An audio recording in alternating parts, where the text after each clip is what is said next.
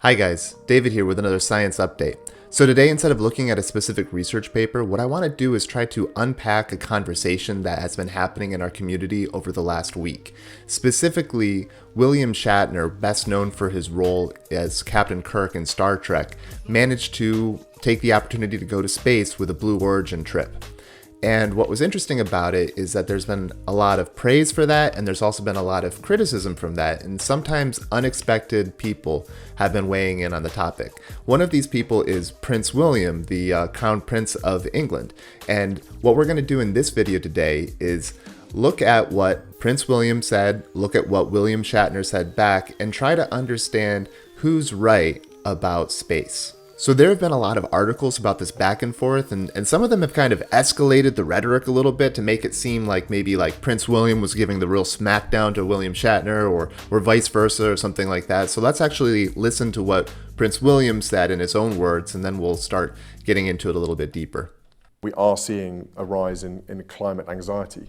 You know, young people now are growing up where their futures are basically being threatened the whole time. It's very unnerving and it's very anxiety making. My grandfather started off. To be fair, I think part of the reason why kids are really anxious all the time is because there's been a failure among adults to sort of shield them from it. I think that when the Cold War was happening, for instance, I wasn't there, but hopefully the more serious conversations about the incoming threat or something were conducted not in the presence of children, but I could be totally wrong about that. I think education is super important. Obviously, we need to teach the younger generation about what's going on, but I also think that it's not really fair of us adults to sort of put all of that stress on the kids and expect them to become activists and expect them to kind of save the world. I think we should be doing that. So I do think that's part of where the climate anxiety of the youth comes from. It comes from the shortcomings of us as adults, not really shouldering the responsibility as we should. We need some of the world's greatest brains and minds fixed on trying to repair this planet, not trying to find the next place to go and live. Okay, so basically, it's really not as bad as some articles have put it. It made it sound like he's saying like, oh, space is stupid, we really just shouldn't do space at all. What he's saying more is we really need our focus to be on fixing planet Earth, rather than trying to, go to space and go to the next place. There was one little bit that I want to replay because I really want to focus in on this. We need some of the world's greatest brains and minds fixed on trying to repair this planet, not trying to find the next place to go and live. Okay, so that's the issue. He said we need some of the best minds focused on how to fix this planet, not trying to find the next place to live. And that, I would say, is the crux of the matter, and that is what I'm going to disagree with Prince William about. I think he's basically misunderstanding the thrust or the aim of these different space programs, and we're going to talk about that. Okay, so this article says, Shatner, 90, who famously played Captain Kirk in the original Star Trek TV series, fired back at the Royal, albeit diplomatically. Okay, so he didn't fire back at the Royal, okay? He politely responded with his point of view. He said, he's a lovely Englishman. He's going to be King of England one day. It strikes me as a little bit condescending, though, I will say that. So Shatner told Entertainment Tonight, he's a lovely, gentle, educated man, but he's got the wrong idea. And he says, I would tell the prince, and I hope the prince gets the message. This is a baby step into the idea of getting industry up there so that all those polluting industries, especially, for example, the industries that make electricity, are off the earth. And that's really it. It's hard for me to overstate just how big of a misconception Prince William's words sort of reveal. There's this idea that people think that, we've trashed the earth, let's move on to Mars so that we can trash Mars, and after that we'll move on to a different galaxy or a different solar system so we can trash that solar system. That's not at all the case. The people who are doing the space program are very well aware that Earth has the best real estate. Okay? It's this temperate climate that you can breathe the air. There's beautiful oceans. There's a vast diversity of flora and fauna. We're not gonna get real estate this good in our solar system. Even if we terraform Mars, which is to say take Mars and make it habitable for human life, even if we could get it to a top level, like a similar to Earth kind of planet, it's still not going to be ideal for humans because humans are adapted to Earth from our very origin. And so you're just not going to get real estate as good as Earth in this solar system. So you'd have to move on to another solar system, and there's absolutely no guarantee. And besides, if you found another planet in a different solar system that was viable for life, chances are pretty decent that it's already got life. And will that life be compatible with our own? For instance, will we go to some other planet and find out that the microbes of that planet are so voracious and crazy that it's just impossible to live in that climate? Earth is the best place to live, and it's going to be the best place to live for at least a couple of millennia. Okay, so if Prince William is wrong, if the purpose of space travel is not to just move on to the next planet because we trashed this planet and, oh well, we can just move somewhere else, then what is the reason for space travel? Well, let me bring out 4 reasons for space travel just very quickly, and these are some reasons that have been brought up by some of these current tycoons who are pushing the space mission forward, and some of them are just more general ideas. So the first reason is that there are a number of technological development opportunities which are being enabled by the space travel.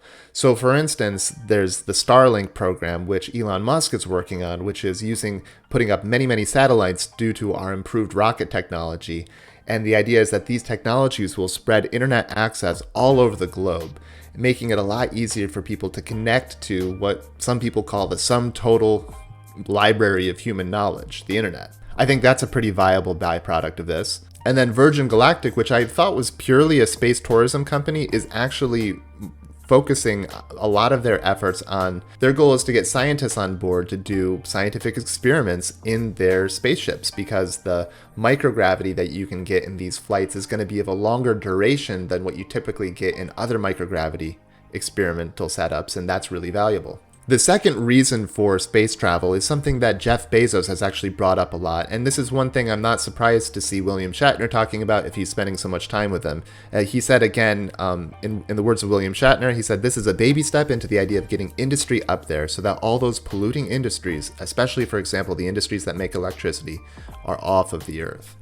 And that's really interesting because very far away from this idea of, since we've trashed Earth, let's move on to the next place, Jeff Bezos has actually said again and again that it's his goal that we can move a lot of the most polluting and heavy industries off of the planet and up into space where that pollution doesn't really matter.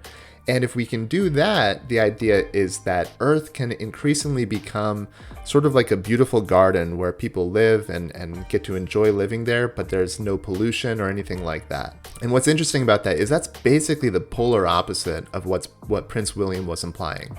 The third reason why it's actually not just a good idea, but it's essential for us to be involved in space travel is to make humanity a multi-planetary civilization. And the reason why that's important is as an insurance policy. We all know that the dinosaurs got wiped out by an asteroid, and there's really no reason why that couldn't happen anytime. And we also have this thing called the threat of nuclear war always looming over our heads. And sure, things don't seem too hot right now, but all we need is a couple of real hotheads in the right couple of offices, and that's probably it for the human race.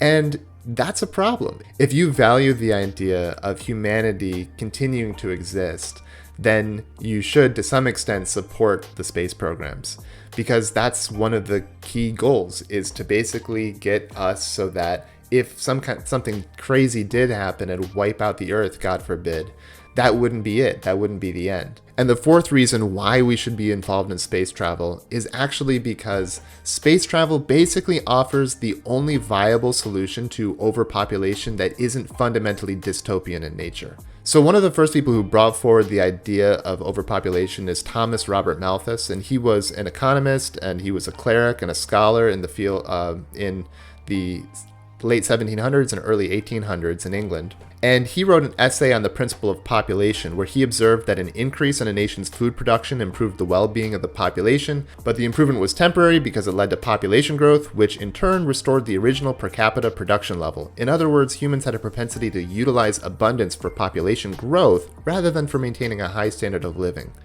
a view that's become known as the Malthusian trap or the Malthusian specter.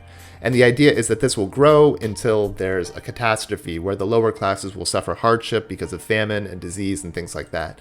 And that's encapsulated by this famous graph here where you see the basically as time goes on, you have population growth, that's the curving exponential line, and then you have food production is the linear line.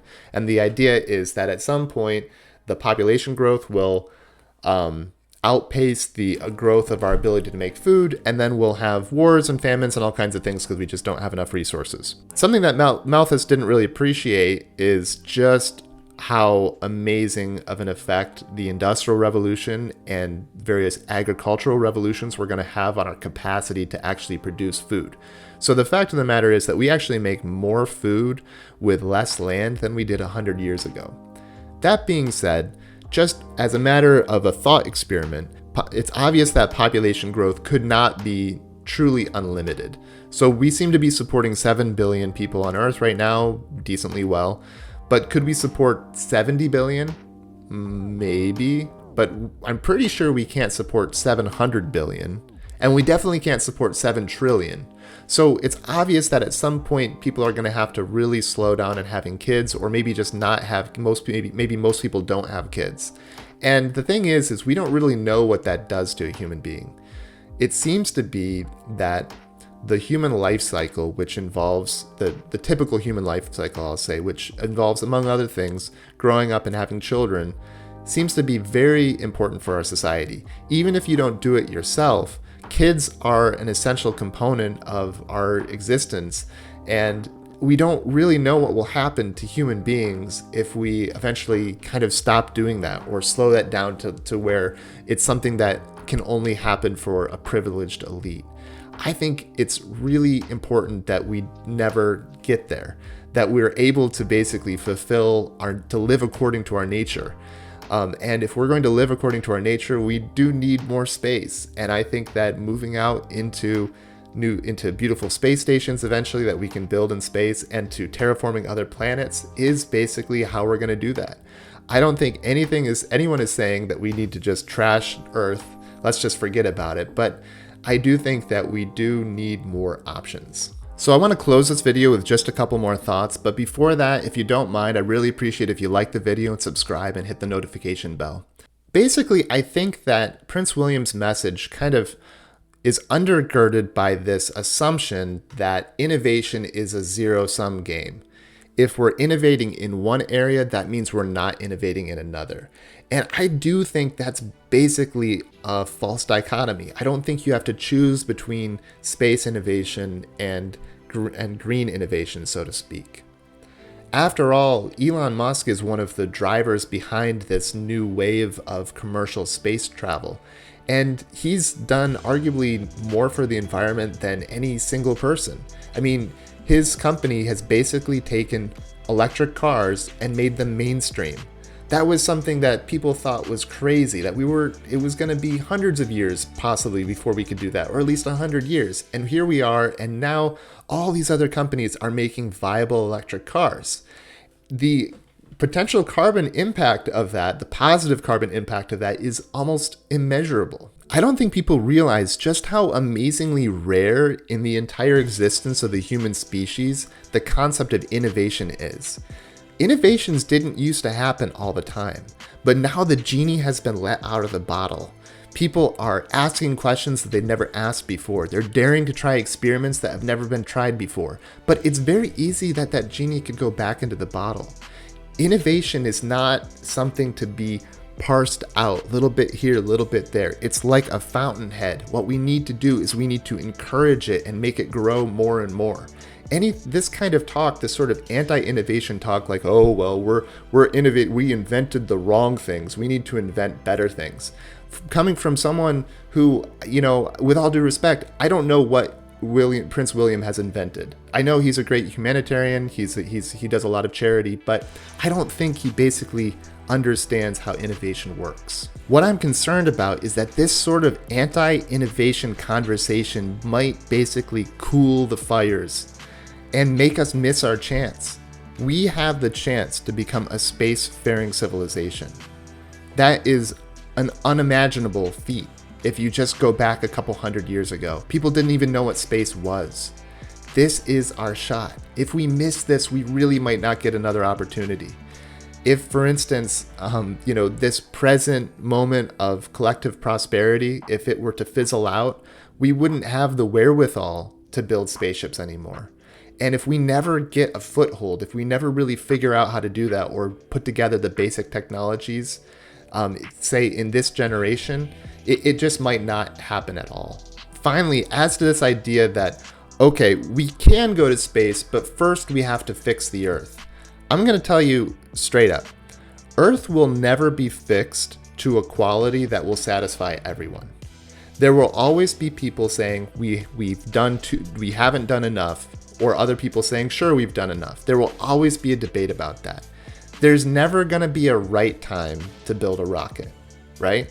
From that perspective, there's always going to be some little thing that we could do to make things better. There will always be some kind of crisis. And if there's not a crisis, then the media will invent a crisis, right? And then we'll all get freaked out about that.